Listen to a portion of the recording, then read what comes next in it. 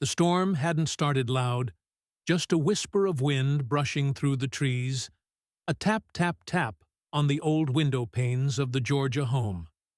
Josephine Bellamy, known in the neighborhood as Mama Joe, sat in her worn-out rocker, knitting beneath a dim lamp, the air thick with cornbread and collard greens. Her porch light flickered twice. She thought nothing of it, until she heard the knock. It wasn't a strong knock, not urgent, not angry. Just 3 soft taps, spaced wide apart, like whoever was behind the door wasn't sure they deserved to be there. Mama Joe froze, her fingers still wrapped around a needle mid-stitch. Her eyes drifted toward the front door. It was midnight. No one knocked on doors in this neighborhood at that hour, especially not hers. She rose slowly, her bones stiff, her steps deliberate. The rain had started now, a steady sheet tapping against the wooden roof like distant applause. She reached the door, hesitated just a breath, then unlocked it. Standing there was a boy, no taller than her porch railing, maybe 10 years old, black, soaked to the skin. His shirt clung to his chest, one sleeve torn at the seam. His lips were cracked. One eye was puffed, the color already turning sickly purple. His left arm hung oddly, like it didn't belong to him anymore. He didn't speak right away. His eyes met hers, not with fear, but with something more dangerous. Exhaustion. That deep, hollow kind that only comes when you've run out of both choices and hope. Then he said, barely above a whisper, "Please don't make me go back." Mama Joe didn't ask who he was, or where he came from, or what he meant. She stepped aside. The boy hesitated, the kind of hesitation that says, "Are you sure?" Not with words, but with trembling legs and lowered eyes. Then he stepped inside. She shut the door behind him. The storm outside howled, but the sound was dulled the moment the latch clicked. He stood there in the hallway, dripping water onto the hardwood floor. His shoes were 2 sizes too big and worn down at the soles. His shirt had a faded logo from a school Mama Joe didn't recognize, but the bruises on his arms and the fear in his posture told her everything she needed to know. Still, she didn't speak. She just walked to the linen closet, pulled out a towel, and laid it on the arm of the couch. The boy didn't move until she turned her back. Then, carefully, he tiptoed toward the couch, sat, and wrapped the towel around himself like it was a shield.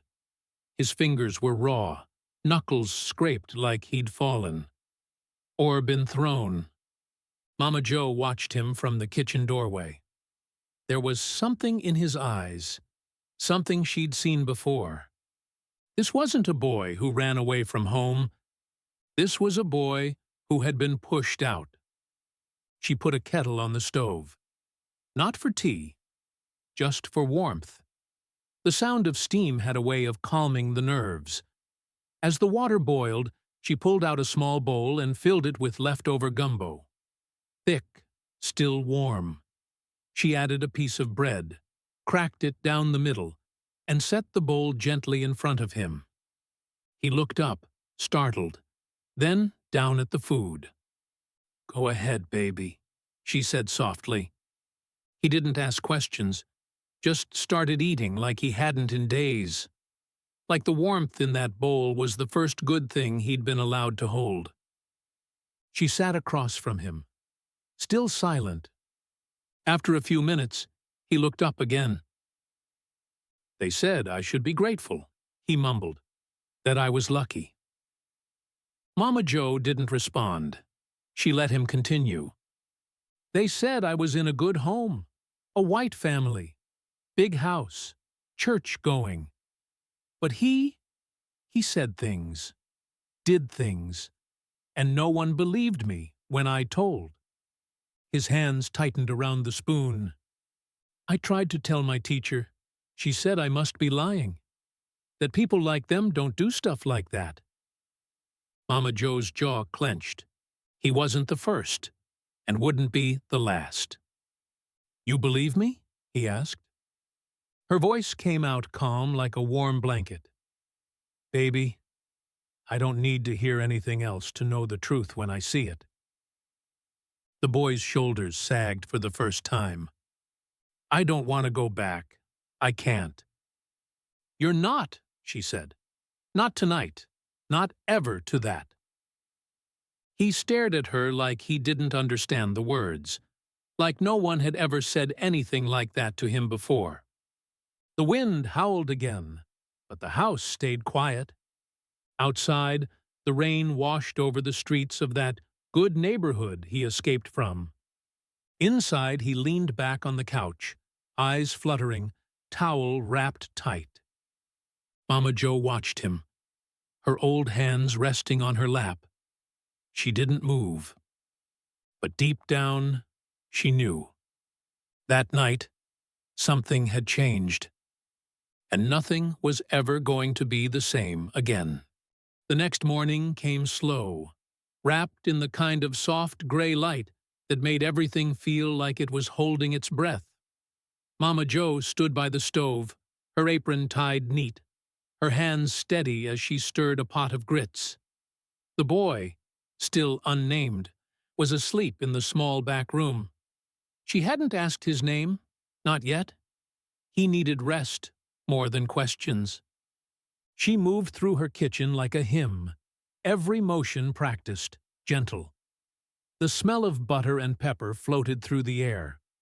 Outside, the rain had stopped, but the sky still looked like it was thinking about crying. On the table she laid out a plate, bacon, eggs, toast, and a slice of peach from the jar she'd canned herself last summer. Her home wasn't fancy, just a small, aging house on a quiet Georgia street where neighbors still waved from porches and kids raced bikes until the streetlights came on. The paint on her shutters had peeled, and the roof needed patching, but her home had warmth, the kind money couldn't buy. It was the kind of place that made you want to stay just a little longer. She'd lived there for over 40 years, raised her children within those walls, lost her husband to cancer, buried a son taken too young, another black boy who'd walked home from school and never made it back because a cop thought he fit the description. That kind of loss never faded. It just settled into your bones. But Mama Joe had kept living. She never locked her front door, not even at night. A locked door can't keep out the real dangers, she used to say. And besides, most folks in the neighborhood respected her too much to even try. Her days followed a rhythm. Up by 6. Gospel music playing low on the radio. Coffee brewing strong. Bible open by the window. She tended her garden in the mornings. Tomatoes, collards, okra. The soil knew her hands. Kids from the street came by to help her weed or ask for a lemonade. She never said no. Her house had always been the stopover place, the reset place, the safe place. Even the mailman lingered longer at her door, just to talk. She didn't have much. No titles, no savings to speak of, no fancy education. But people came to her like water finds roots. She never thought of herself as extraordinary, just useful, just available, just present.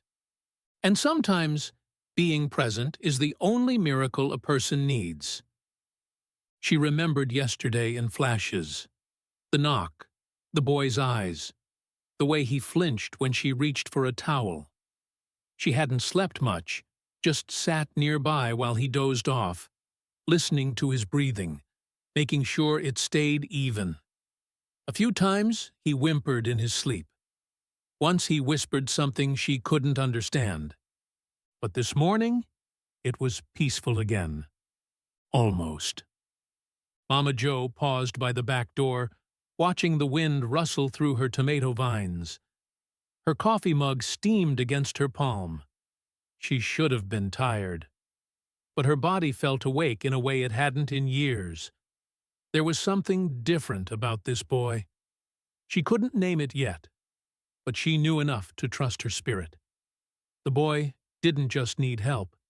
He needed saving. Not just from harm, but from being forgotten. He reminded her of her son, the one taken. Maybe that's why she didn't hesitate last night. Maybe she saw echoes of that pain in the boy's bruised face. Maybe this was her second chance to stop the world from swallowing another child whole. The floor creaked behind her. She turned. There he stood, barefoot, eyes still puffy from sleep. He wore a t-shirt she'd left out for him, one of her late husband's old ones, and it hung off him like a curtain. But he looked cleaner now, softer. He didn't speak. He just looked at the food on the table. And then at her. She gave a small nod. "Come eat." He moved slowly, cautiously, like a stray still learning how not to run. He slid into the chair, picked up the fork. For a second he hesitated. Then he whispered, "Thank you." 2 words, but they landed like thunder. Mama Jo didn't reply. She just turned back to the stove and stirred the grits. Something had shifted again. And in that quiet kitchen, between the hum of the radio and the clink of silverware, a new kind of morning had begun.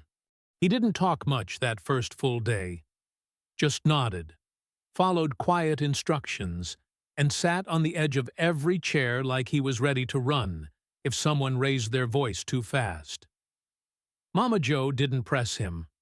At 72, she'd learned that some things grow only when left alone for a while.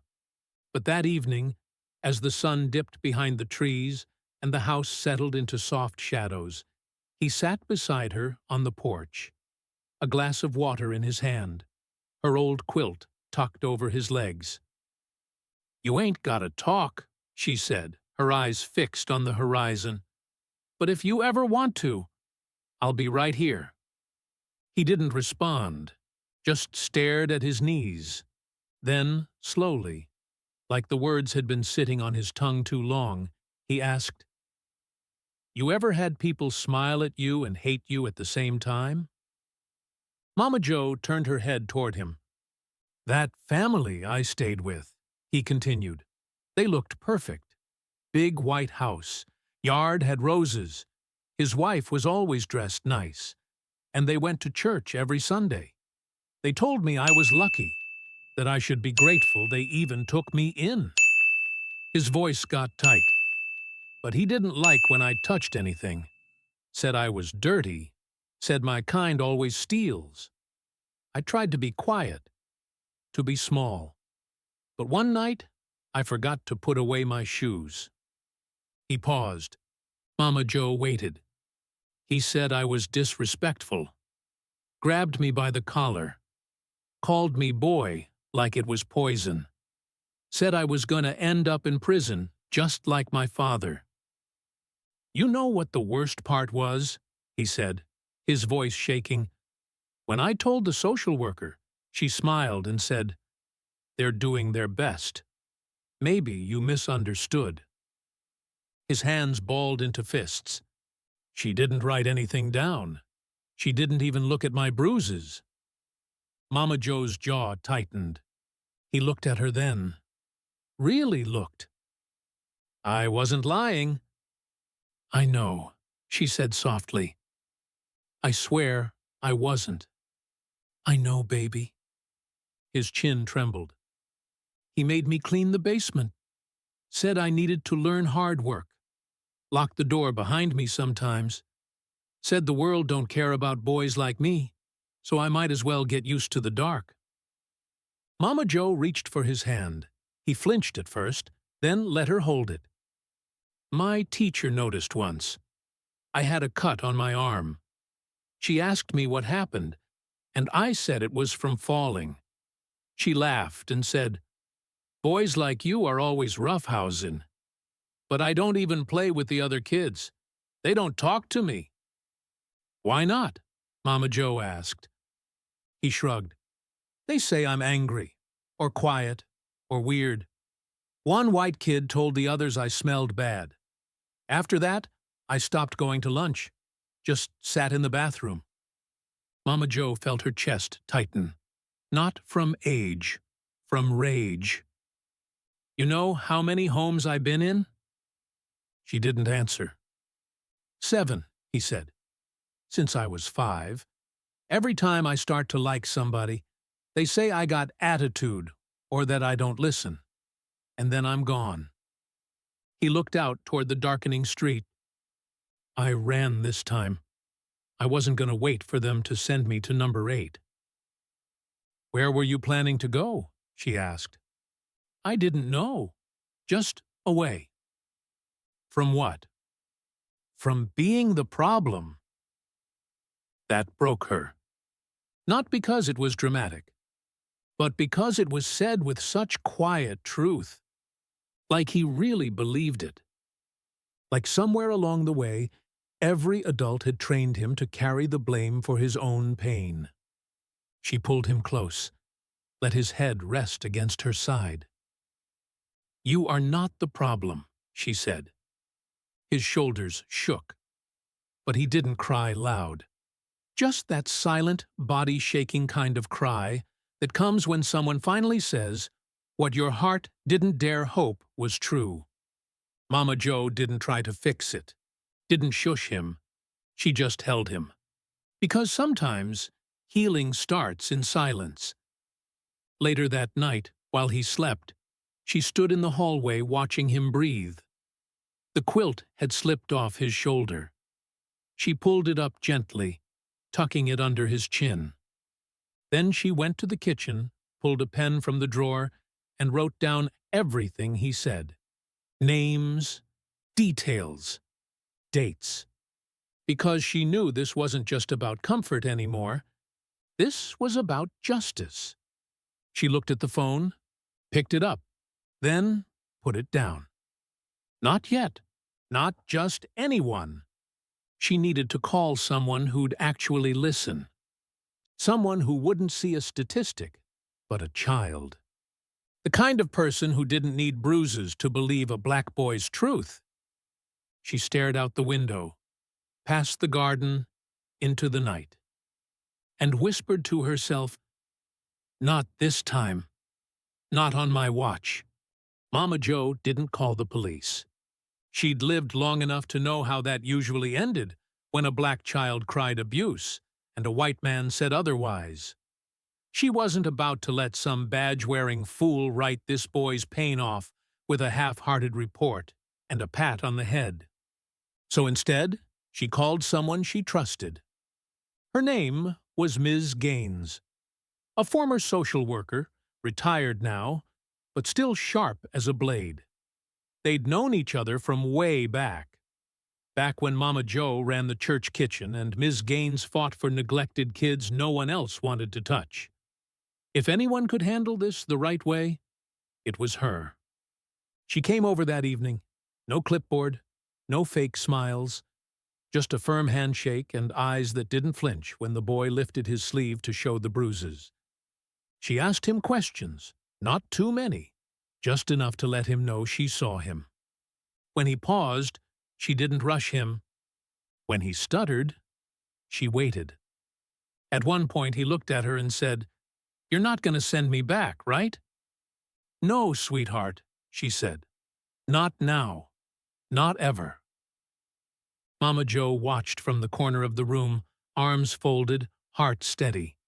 She didn't need to be the loudest in the room. She just needed to make sure he was finally being heard. After the conversation, Ms. Gaines sat with Mama Joe in the kitchen.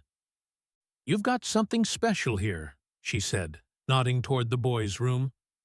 "I know. But it's gonna get messy. That man he ran from? He's a donor. Church-going. Connected. I don't care if he's the mayor's cousin," Mama Joe said. "He lays hands on children. He needs to be exposed." Ms. Gaines smiled. "You always were a storm in disguise." That night, Mama Joe prepared the guest room properly. Fresh sheets, extra blankets, one of her son's old teddy bears tucked quietly onto the dresser. She didn't say it out loud, but the house felt different now. More awake, like it had purpose again. The next day, social services called. The boy's case had been flagged as runaway, previously disruptive. Standard language for a system too lazy to ask why a child runs. But Ms. Gaines had already filed an emergency protection clause. That meant the boy couldn't be moved until further investigation. Mama Joe answered every call calmly, gave short answers, never raised her voice. But each time someone tried to question the boy's version of events, her tone hardened. "If y'all did your jobs the first time, I wouldn't be babysitting your failures now," she said to one agency supervisor. There was silence on the other end. And then, click. Some neighbors started to notice the boy's presence. A few whispered. One woman from down the street hinted that maybe it's too much for someone your age to handle. Mama Joe just looked her dead in the eye and said, "I handled burying my own child. I think I can handle feeding one." Others supported her, brought over food, clothes, books. A retired teacher offered to tutor him twice a week. The community, the real one, not the polite pretenders, rallied around. One evening, as they sat on the porch, the boy looked up at her. "Why are you helping me?" he asked. Mama Joe didn't answer right away. Instead, she pointed to the stars above. "When I lost my son, I asked God why. Why take my baby? Why let the world be so cruel to boys who never asked for trouble? I didn't get an answer. Not then. But last night, when you knocked, I think he finally spoke." The boy looked confused. "You?" He blinked. "You are the answer." He didn't say anything after that, but his hand reached out and gently touched hers. And that small touch said everything. He was beginning to believe her, to believe he mattered. And Mama Joe? She'd already decided.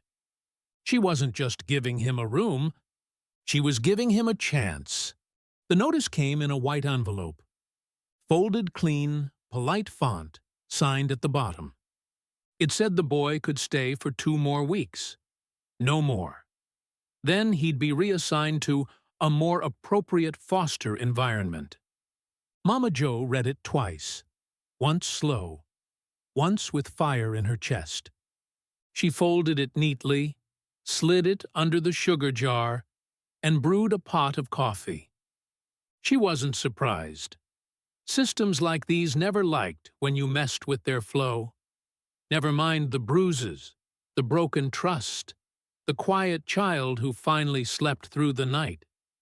As far as the paperwork said, he was just another number in a long line of misplaced children. That night, she sat with him at the dinner table. "They're talking about moving you again," she said gently. He didn't flinch. He didn't cry. He just nodded. "It's okay," he mumbled. "I'm used to it." Mama Joe shook her head. "No, baby, you're not leaving." His eyes lifted. "But they said—" "I don't care what they said." She stood up, walked to the drawer, and pulled out an old manila folder. Inside were pictures of her son, newspaper clippings, letters, a badge, a folded funeral program. "My baby was a good boy," she said. "Smart, quiet, loved books. One day, he didn't make it home." Her voice was steady. "They said he reached for something, said it looked like a weapon. But what they found in his hand was a library card." The boy swallowed hard. I buried him in a suit he never got to wear. And I swore that day I wouldn't let this world chew up another black child if I could help it. She looked him dead in the eye. So number, you're not going. He didn't know what to say. But she didn't need words. The next morning, Mama Joe was on the phone.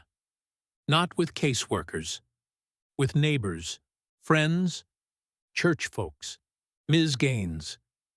By evening, a petition had already started circulating, signed by nearly everyone in the neighborhood. People who had known Mama Joe for decades. People who had seen the bruises on the boy's arms. People who understood that sometimes the state didn't protect. It just processed. One neighbor, a retired school principal, wrote a letter directly to the local child welfare office. This boy is safe. He is healing. You remove him now, and you're not protecting him. You're harming him again. Another brought groceries and whispered, "We got your back, Miss Joe." Ms. Gaines organized a small community meeting. They took photos of the bruises, recorded testimony from Mama Joe and the boy. Carefully, legally. So when the time came, the truth wouldn't be a story. It would be evidence. Even the mailman added his name to the petition. But the pressure didn't stop.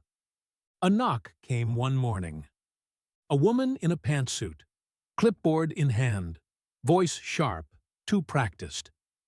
"I'm here for a welfare check," she said. Mama Joe didn't open the door all the way. "He's not a parcel. He's a child. We just need to confirm he's in a suitable environment." "You mean a clean house?" "Yes, among other things." "Well, come in then, but I'll be watching every step you take." The woman walked through the house like she was hunting for flaws. She checked the fridge. She looked under the bed. She asked the boy questions with too many assumptions laced into them. "Are you comfortable here? Have you felt threatened?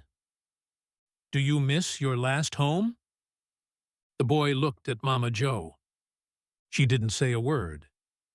He took a breath and said, "This is the only place I've ever felt safe."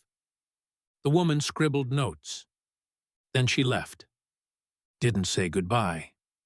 Didn't say thank you. Just turned and walked down the steps like she'd seen all she needed, and none of what mattered. Mama Joe stood on the porch and watched her drive off. Inside, her phone buzzed. It was Ms. Gaines. "We bought you time," she said. "Not a lot, but enough. There's a legal route we can try. Emergency guardianship. It's a long shot, but if we move fast—" "Do it," Mama Joe said. "I'll need testimony, letters, proof. You'll have it." And she did. The next few days became a blur of movement. Printing, signing, calling, organizing. At one point, the boy looked at her and asked, "Why are you doing all this?" Mama Joe smiled. "Because I'm not giving you back to the dark." He didn't ask again. That night, she tucked him in like she'd done every night since he arrived. He stared at the ceiling and whispered, "If I ever grow up, I want to do something that helps people." She brushed his forehead. "You already are." And somewhere in the quiet of that room, another piece of him began to mend. 15 years passed. The house didn't change much. The porch sagged a little more. The paint on the shutters faded another shade. But inside, Mama Joe still kept the same chair by the window. Still grew her tomatoes. Still kept an extra quilt folded on the edge of the guest bed, just in case. The boy had grown. Letters came often at first, handwritten, clumsy, full of misspellings. Then came emails, shorter but full of warmth. Then, eventually, phone calls every Sunday like clockwork. College, law school, He told her about the professors who questioned his presence in class, about the white student who once asked him if he was in the wrong building, about how he kept his head down, worked twice as hard, and never let them see him sweat. He said he was going to make it. She believed him, and he did. One morning, the phone rang. She picked it up, expecting the usual. Instead, he said, "Turn on the news." She did. There he was, on national television, wearing a black robe, standing in front of a podium, being sworn in as a federal judge, one of the youngest in state history. Reporters clapped, people stood, and then the cameras rolled as he stepped to the mic and said, "Before I say anything else, I want to thank the woman who made this possible." Mama Jo froze. The anchor leaned in. He continued, "When I was 10 years old, I knocked on a door in the middle of a storm. I was scared, hurt, running from the kind of home no child should survive. A woman opened that door. She didn't ask me questions. She didn't turn me away. She just saw me and saved me." Mama Jo's hand covered her mouth. "She taught me how to cook, how to pray, how to sleep through the night without flinching. She taught me that love can be quiet and fierce at the same time." The crowd was silent. He looked straight into the camera. "Mama Jo, I know you're watching. You didn't just take me in. You changed my life. So today, I want the world to know. I filed the papers. It's official. You're my mother now, not just in heart, not just in memory, but in law." Mama Jo sat down slowly, the phone still pressed to her ear. He wasn't done. "You told me once I was the answer to a prayer, but you were mine, and I love you." Tears slid down her cheeks without a sound. Later that week, a black SUV pulled up to her house. The door opened, and there he was, tall, confident, in his robe. Her boy. He walked up the steps and dropped to one knee, not for her blessing, but because his emotions were heavier than his pride. She opened her arms. He fell into them. Like he was 10 years old again. Like nothing in the world had changed. Inside, they sat on the couch. He placed a folder on the table, official paperwork declaring her his legal mother. "Should have done it sooner," he said. She shook her head. "You came back. That's what matters." They didn't talk much that night. They didn't need to. The next morning, reporters showed up. Cameras, questions, headlines read, "Federal judge honors woman who saved his life." She didn't care about the noise. All she cared about was the man sitting at her table. The one who used to sleep with a towel wrapped around him like armor. The one who used to whisper, "Please don't make me go back." Now, he was the one people answered to. He'd come full circle. But he never forgot the road that brought him there. The house was quieter now, not in a lonely way, but in the way a home gets when it's seen everything it needs to. The kind of quiet that doesn't ache. It breathes, like the walls are finally at ease. Mama Jo moved slower these days. Her steps had softened. Her hands trembled just enough to make folding laundry a two-handed job. But she still cooked, still sat on the porch when the sky turned orange, still kept her garden alive with the help of the neighborhood kids who'd grown up calling her Miss Jo. She didn't talk much about the headlines anymore. The cameras had come and gone. The articles had been printed. People had called her a hero, a saint, a symbol. She didn't care for any of that. She just liked hearing his voice on the phone every night. "Good evening, Mama. You eat today?" Every time she heard it, it erased the years between them. One Sunday afternoon, he came again. This time, not in a suit. No cameras, just jeans, a t-shirt, and that same smile that used to hide behind pain.